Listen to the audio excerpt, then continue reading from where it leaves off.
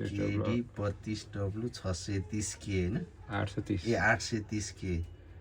model नम्बरको यो टिभीमा चाहिँ डिस्प्ले चेन्ज गर्न लागिरहेको हामीले यसको चाहिँ बोर्डमा भोल्टेज रेगुलेटरहरुमा कति भोल्टेज रहेछ यो ओके अवस्थामा काम गरिरहेको बेलामा त्यो पनि हामी हेर्न गइरहेका छौं पहिला चाहिँ यहाँ बोर्डमा यस्तो बोर्ड छ यो गुगल टिभी वाला हो यो यसमा छ एडाप्टर दिएपछि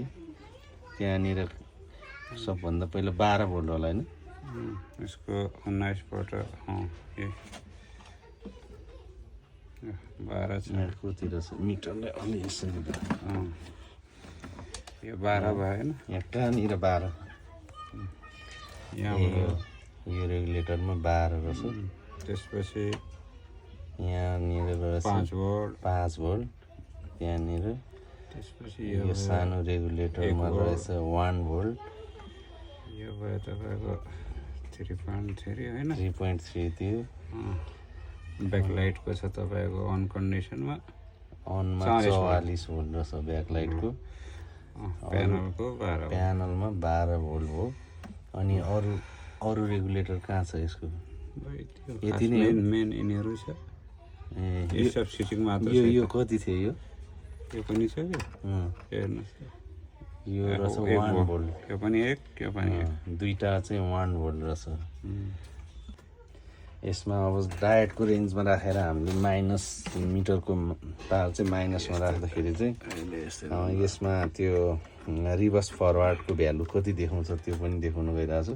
12 भोल्टमा 512 12 भोल्टमा 512 आउनु पर्छ ल अनि डायट 5 भोल्टमा रेन्जमा 5 भोल्टमा नि 500 छ हैन अनि त्यसपछि 3.3 मा नि 337 छ अनि त्यो 1 भोल्टमा यहाँ छ कति 38 मात्रै छ कम यो नयाँ बोर्डहरुमा चाहिँ कुनैमा यसरी कम हुन्छ अनि कतिपय साथीहरुले चाहिँ आइसी खराब छ भनेर भन्दाखेरि चाहिँ यो खास